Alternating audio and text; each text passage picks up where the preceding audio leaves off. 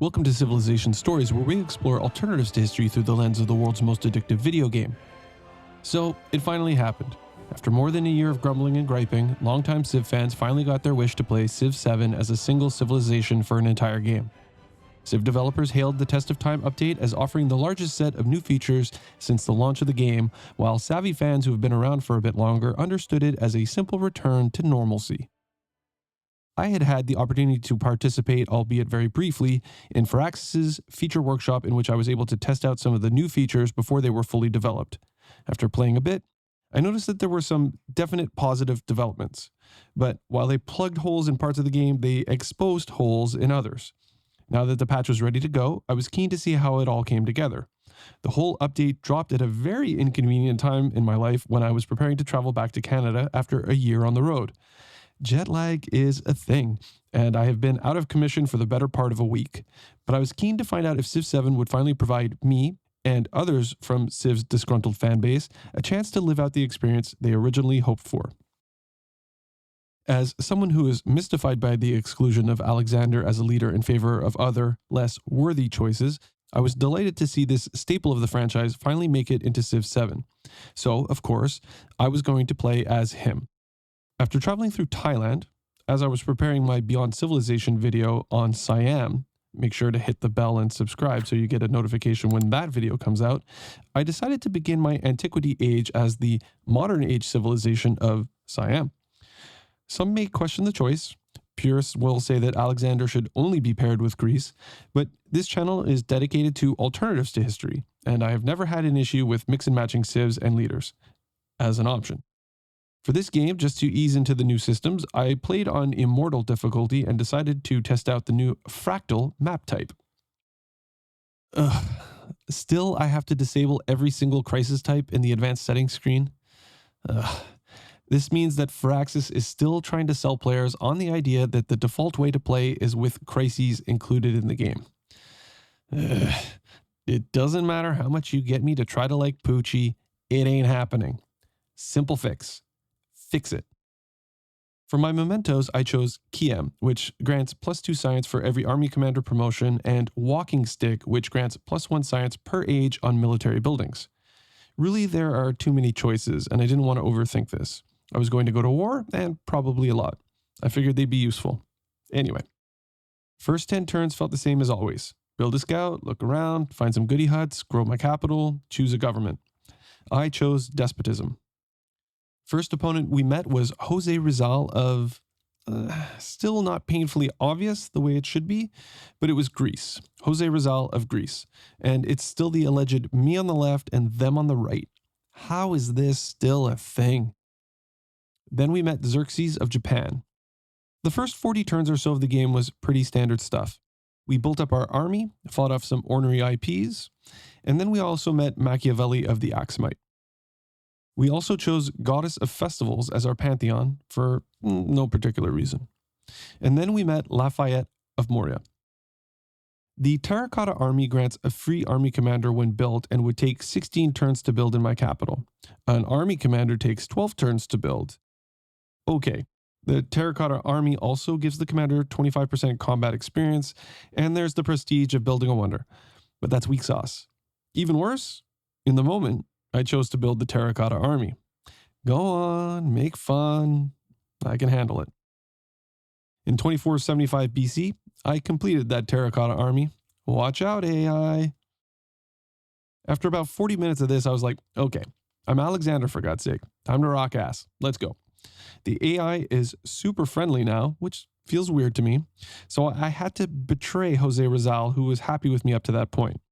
But he had settled a city called Sparta, and I thought Sparta should be my city. So that was it. I declared war. And for that, hey man, I achieved a triumph of -5 war support. All right. We captured Sparta a few turns later and got a whole bunch of rewards, including the opportunity to make Sparta our capital. Our old capital would stay a city if allowed. I didn't see why it would not be allowed, and I thought, hey, that's pretty cool. So I went for it. Worst idea ever. Apparently my capital was not allowed, whatever that means, to remain a city. I had enough gold to make it a city, and I realized I had a wonder in a city that was not my capital, and if I remembered correctly, if you're Alexander, that's good.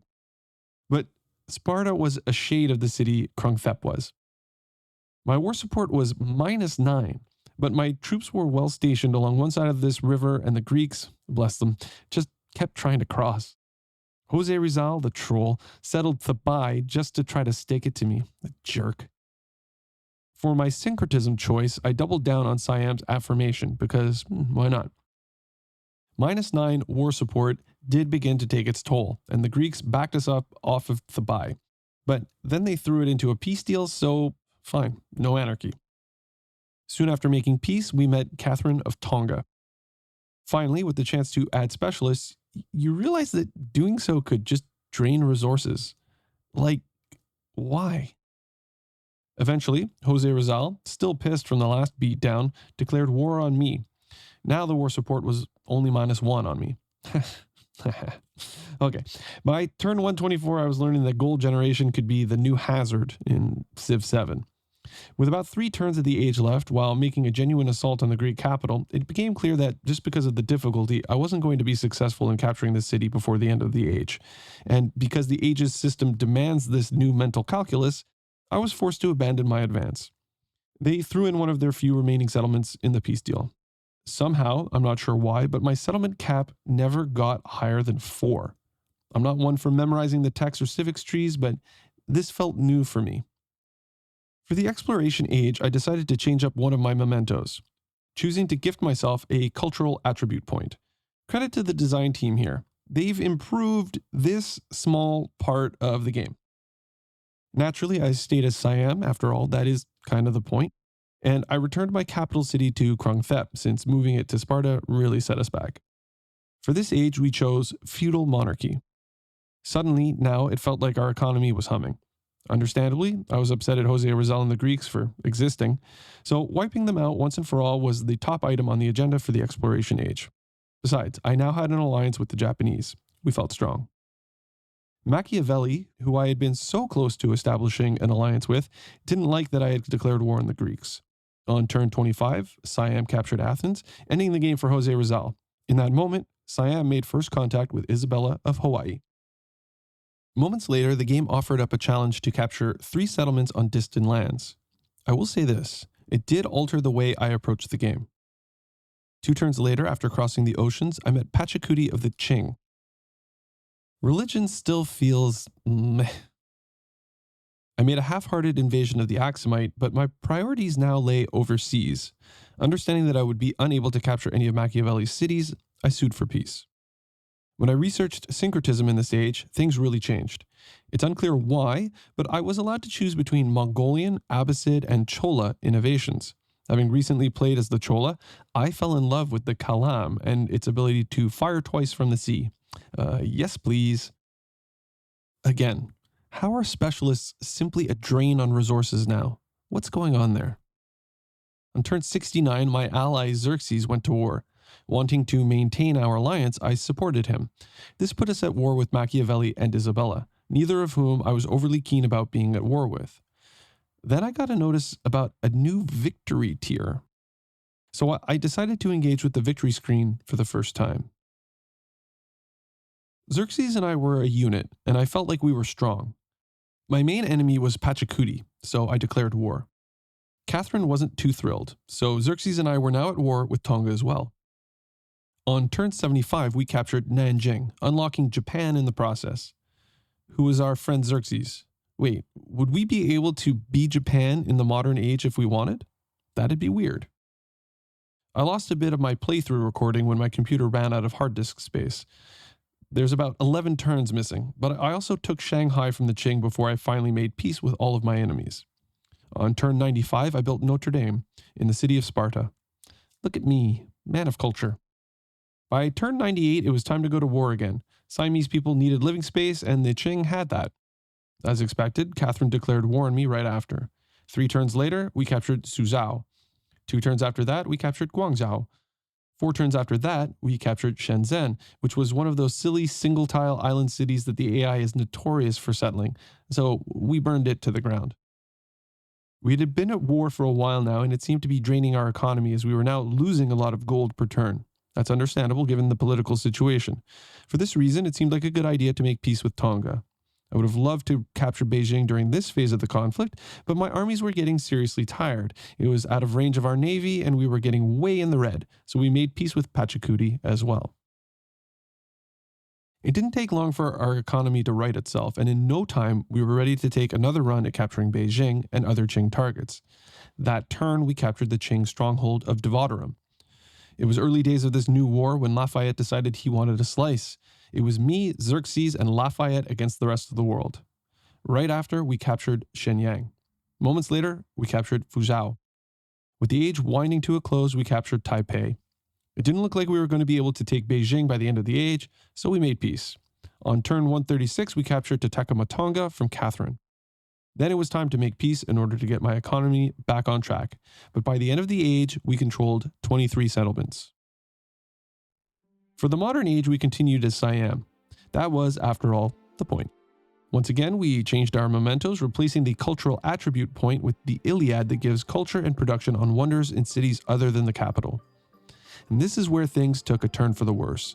In the previous age, because I was so successful, my government had about, 12, 15 policy slots? Now it was cut to 3. I don't know if it was because I was in the red on the final turn of the previous age, but now, even though I was at peace with everyone, I was still losing close to 200 gold per turn. And suddenly, what were once productive cities turned into useless piles of crap incapable of producing anything in less than 30 turns. My capital? Useless. Only my part-time Antiquity Age capital Sparta could do anything. My settlement cap rose by only 3 in the age transition, less than the 4 I had received for transitioning from antiquity to exploration. Was I given an option to increase my settlement limit when it was time to choose my dedications? No. Was I offered 2 free settlers? Sure. Does it make sense given the game I was playing? Not at all. Keep throwing spaghetti at that wall, Firaxis. Anyway, this was an upsetting situation. What was I supposed to do? Just keep swimming, just keep swimming, just keep swimming, swimming, swimming. That's a lot of numbers. This is where I really blew it. For my government, I chose authoritarianism. I figured, hey, I'm good at war, so that looks about right. As you will see, nope. But look at those HUD ribbons. How did this happen? How did I go from extreme exploration age success, the world's foremost colonial empire, to just being useless? Granted, they have those numbers on those ribbons. They've always meant kind of nothing. I guess the only way out of this hole is to just keep digging it.